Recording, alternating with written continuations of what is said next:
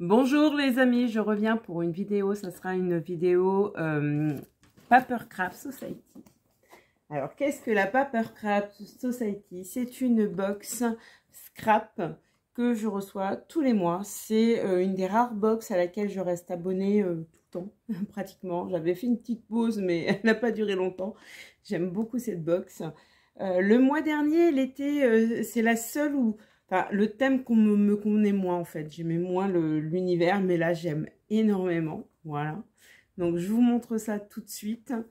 Et c'est une box anglaise, il y aura le lien en barre d'information et il y a un lien de parrainage, donc si vous voulez.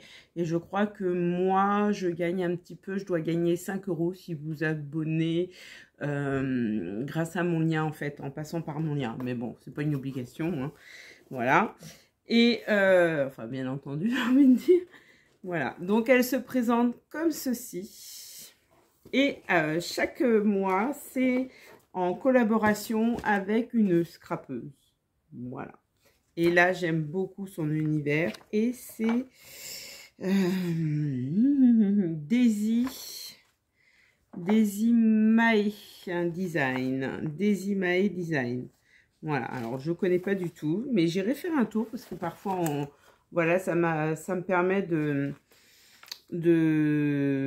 prendre connaissance de certaines scrapeuses américaines, anglaises que je ne connais pas.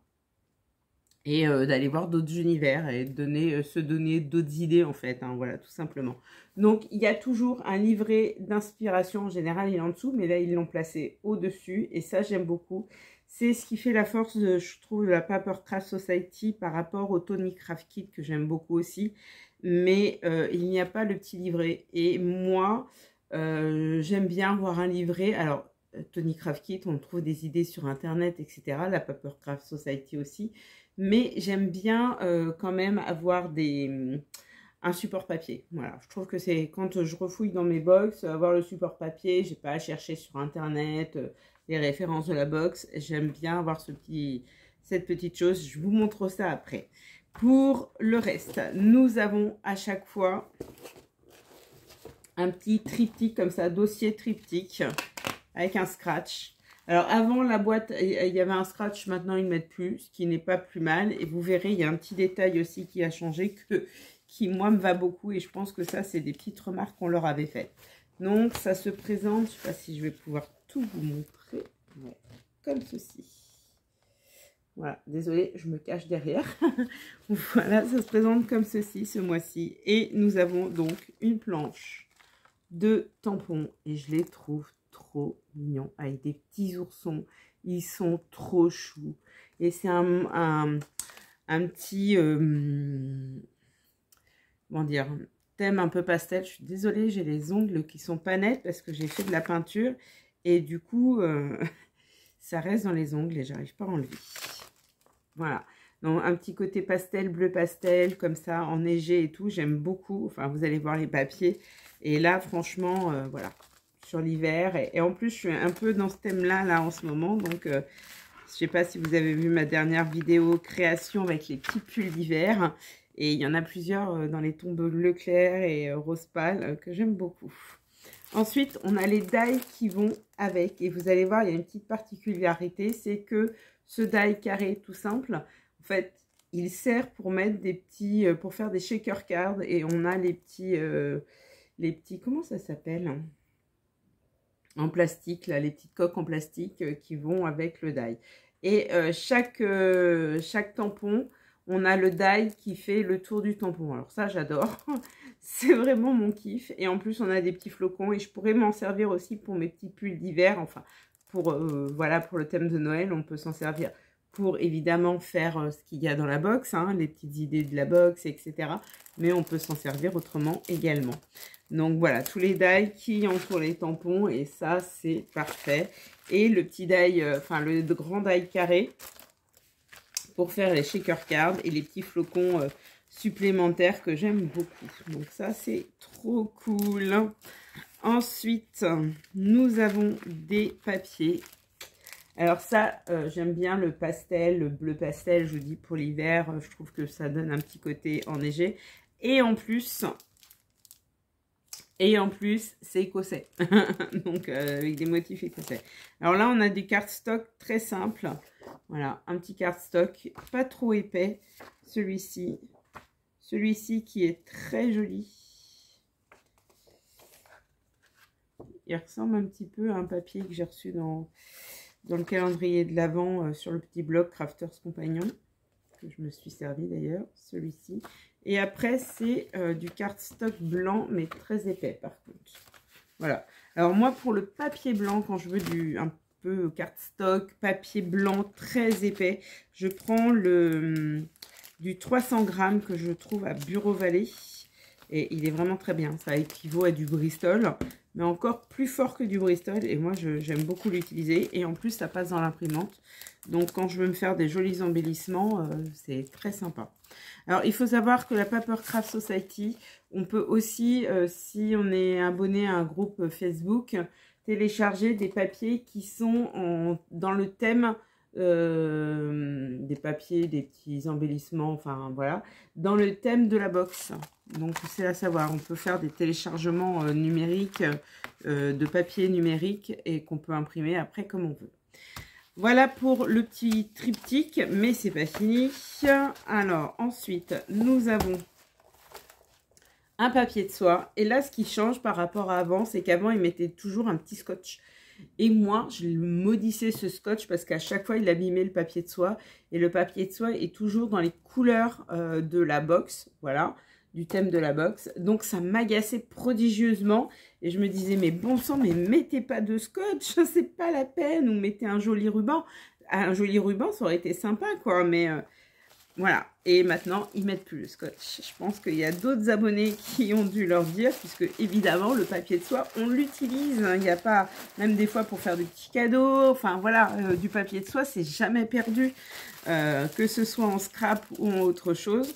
Donc là, dans ce papier de soie que je développe, alors désolé, je ne le fais pas devant vous parce que c'est un petit peu difficile. Nous avons ceci. Alors, j'ai ouvert tout à l'heure, j'ai regardé. Et dedans, c'est des petits sequins blancs irisés. Moi, j'aurais aimé. Alors, je ne sais pas si vous allez voir. C'est pas facile de vous montrer là pour le coup. Des petits sequins comme ça. Voilà, blanc irisé. Ils sont très jolis. Moi, j'aurais mis des petites étoiles. je sais pas. Alors là, non, j'aime beaucoup. Hein. Mais c'est que je cherchais des petites étoiles blanches irisées et je dois en avoir, mais elles sont à l'école. Voilà. Et je n'ai pas le courage d'aller les chercher, même si c'est pas très loin de chez moi. Et elles sont à moi, mais je les ai laissées à l'école. Et bah, du coup, ça m'aurait arrangé là qu'il y en ait pour mes petits projets, pour mes petits pulls de Noël. Nous avons également du ruban comme ça. Il est très joli, j'aime beaucoup. Ruban jute comme ça, c'est très sympa pour mettre autour de petits pots, sur une carte. Enfin, il y a plein de choses à faire avec ça.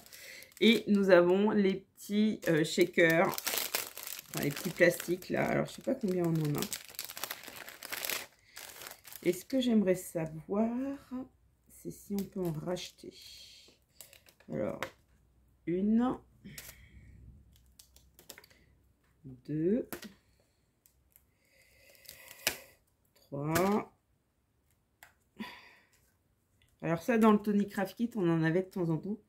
Parfois, on en avait en forme de feuilles, etc. Je m'en servais aussi de moule. Bon, là, carré, ça a beaucoup moins d'intérêt. Quoique, ça peut faire un moule pour faire un... Comment ça s'appelle? J'ai du mal à me trouver mes mots en ce moment. Je suis fatiguée. Faire des sous-verres et sous-tasses. Ça peut être sympa. Voilà, donc on en a 5. Je sais pas, il faudrait que je me renseigne si on peut en racheter de la même taille, ce qui pourrait être sympa. Bon, après, parfois, on peut mettre simplement du rhodoïde. Alors, c'est pas tout à fait en volume pareil, mais on trouve toujours une petite solution. Donc, bah, ça, les shakers, je vais m'amuser à en faire, je pense. Là, je vais vraiment kiffer les faire parce que c'est vraiment en plus ce que j'aime. Ensuite, on a d'autres papiers. En général, ceux qui sont dans le papier de soie, c'est des papiers unis. Je dis bien en général. Alors, on a toujours bien présenté un petit papier autour. Voilà. Je le défais proprement.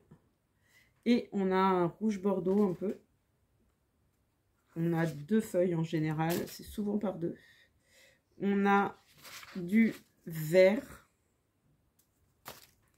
c'est du cardstock hein, aussi, du rose et du violet, violet bleuté.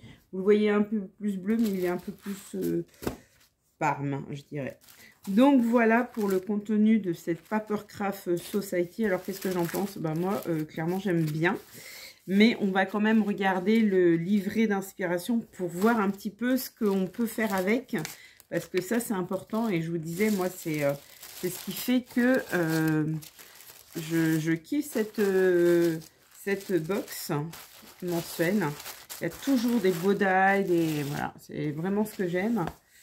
Pas trop d'embellissements qui servent à rien. Et donc, dans le petit livret. Donc, on va regarder ça tout de suite.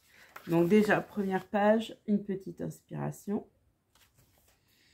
Après, il y a vraiment le petit sommaire.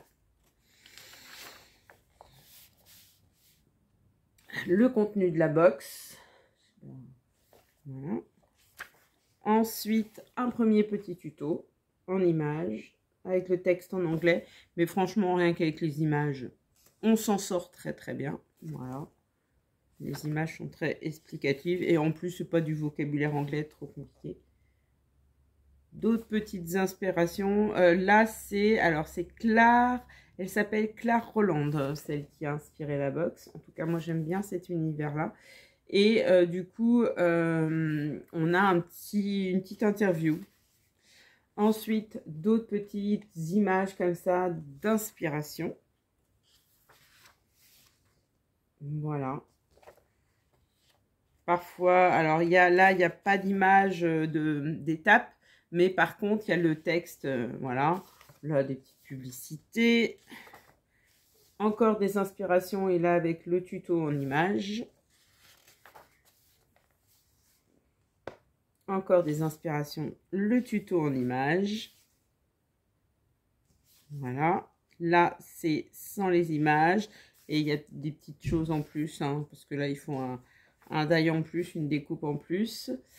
Là, on a quelques produits qui se rattachent à My Design.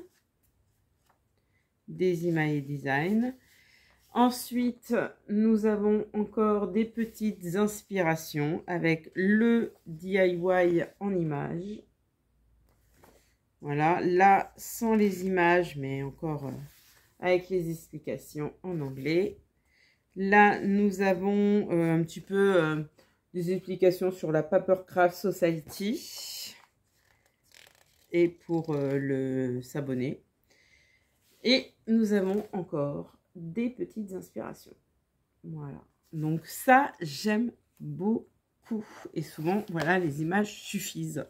Donc c'est pour ça que j'aime beaucoup cette box. Vous me direz ce que vous en pensez. Et voilà, je pense que je vais faire des créations avec assez rapidement. Parce que les petits oursons, là, je les aime bien. Donc moi, j'utilise pas toujours beaucoup de tampons. Et là, ça me donne envie, clairement. Donc j'espère que cette vidéo vous aura plu. En attendant une prochaine vidéo, je vous souhaite de bonnes créations et prenez soin de vous. À bientôt!